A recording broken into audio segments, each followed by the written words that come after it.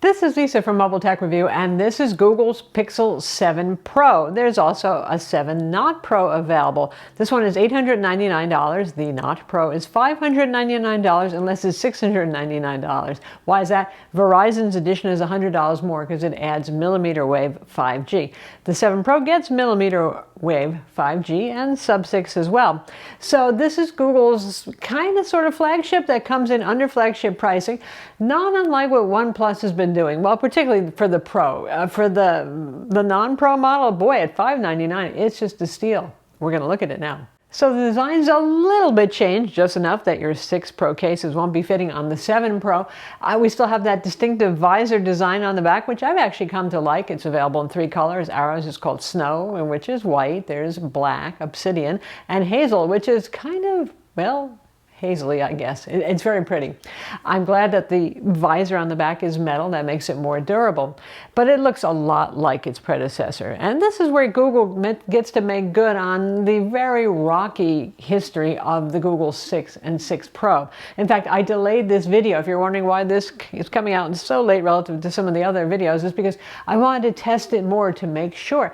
Because with the Google 6 Pro, when we reviewed it, it was decent enough. But things just seemed to get worse thanks to bugs and radio cellular reception issues and all that sort of thing. And I felt a little miffed about that because I like to give you folks the good information, and as a user myself, I was a little bit bummed. So this time, I think Google's really worked on making sure that they don't have that sort of mess up at launch or even afterwards. For example, the fingerprint scanner, which is still in display, just like the 6 Pro, this time works out of the box pretty quickly. It's an optical one. It's not as fast as the fastest ultrasonic ones, but it's pretty reliable. With my 6 Pro, it took about 9 months in for updates before it actually started to work fairly reliably, and I didn't want to curse it. There was a rumor that the 6 Pro was going to have facial recognition camera, but it did not enable it if their hardware was even there. So with the 7 series, we actually do get a facial recognition scanner. So if you're a little bit miffed at the speed of the fingerprint scanner, which I really don't think is that bad, at least it's accurate and gets it right. But anyway, you've got facial recognition scanning, the typical 2D kind, not the super secure 3D kind, but good enough for most of us, so yay that. In terms of the processor, we have Google's G2 Tensor processor, so it's the 2nd generation, not a lot faster, but the new Samsung modem that's incorporated therein, the 5300, is better. Now, I can tell you, when I reviewed the Pixel 6 Pro, we were living in the Dallas area, which is, boy, it's heaven for cellular reception. Everybody has a strong signal. No NIMBYs, which means not in my backyard, complaining about antennas, and very flat terrain. And now we've moved to California, very hilly terrain, difficult, and yes, there are NIMBYs here as well.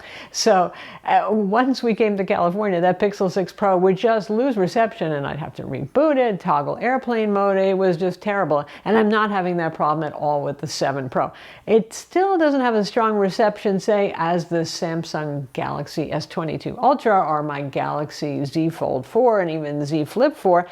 But, you know, we're talking about not a huge difference anymore, so I can live with that. So that's important. It is still a phone, right? And not to mention no cellular reception, no data. The Pixel 7 Pro has sub-6 and millimeter wave 5G, like I said, and it's available unlocked, or you can get it through a carrier, or you can get it with Google Fi, so you've got that versatility there.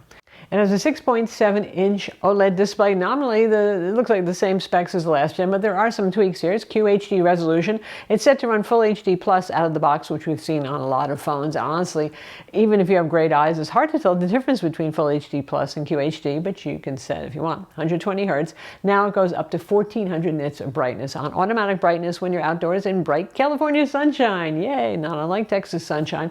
So it's always helpful.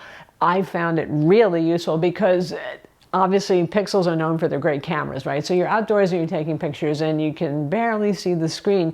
That's not a great experience. You really want to be able to see your screen when taking photos.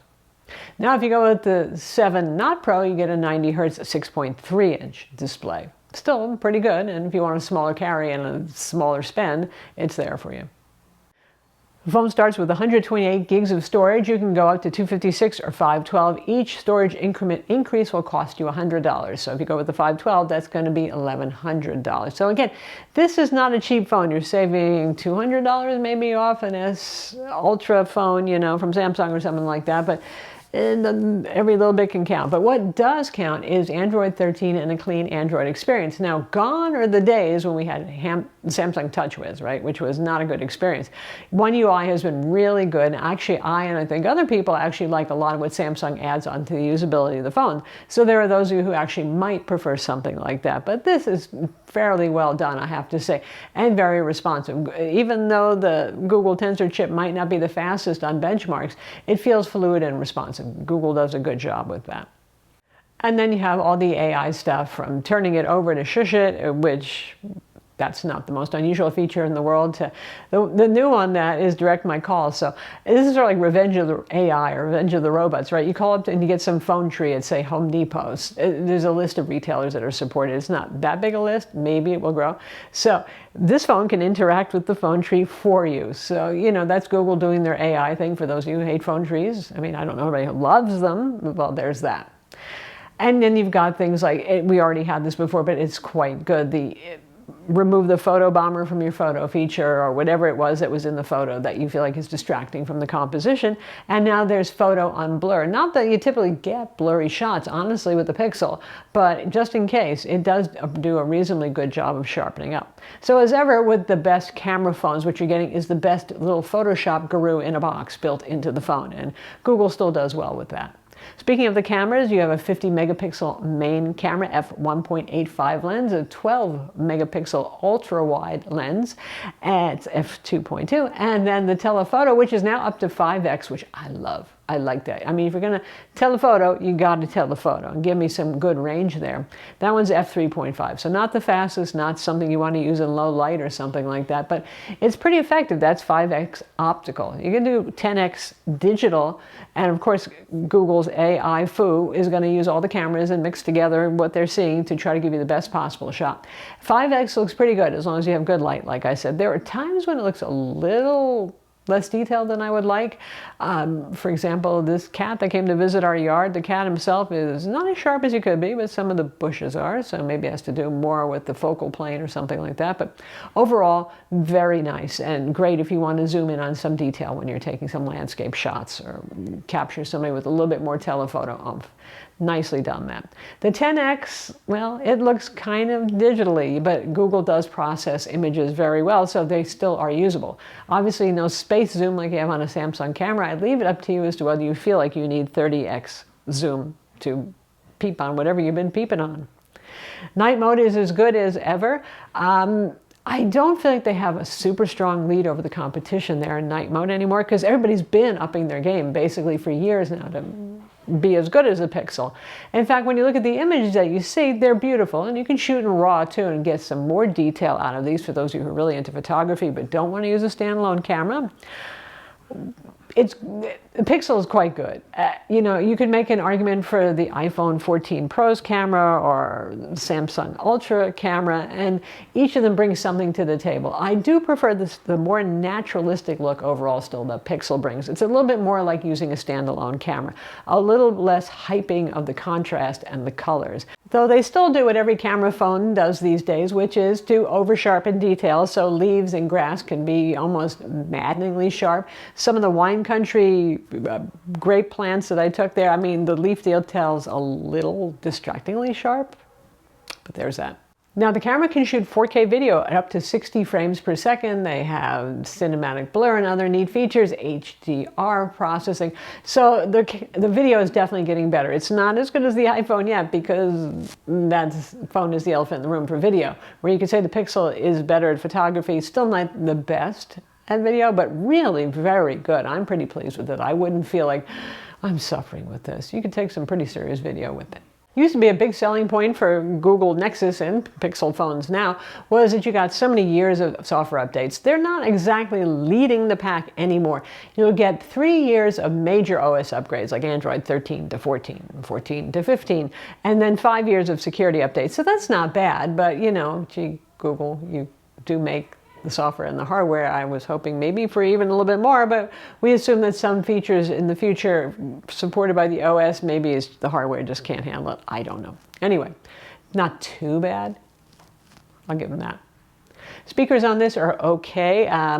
If you compare it to the best from Samsung, they're certainly on par. When you compare it to the iPhone 14 Pro Max, for example, the big phone from Apple, always Apple leads with the speakers. They just make it sound like a laptop somehow. I don't know how, but they do. But this has some bass. It has some stereo separation. It's not bad, and you can always use your Pixel Buds, right? We have a 5,000 milliamp battery on board. It does support Qi wireless charging and fast, but not really fast wireless charging, like around 25 watts. So that's fine. Now, battery life was something folks complained about. Let's talk about a few of those things that have improved. Battery life was one of them. I actually didn't have terrible battery life with my 6 Pro. It might have had to do with cellular radio switching problems and all that sort of thing, but this one, it will depend, obviously, what you're doing with the phone. If you're shooting a lot of 4K video, for example, or playing games or GPSing and all that sort of thing, you're going to tank your battery life a lot sooner, or playing games. But for average use, you know, looking up stuff on the web, checking your email, doing your messaging, taking a few snaps, all that kind of thing, I was averaging about 5.5 hours of screen on time, which is not bad. It's not amazing, but it's probably better than a lot of people were seeing on their 6 Pro.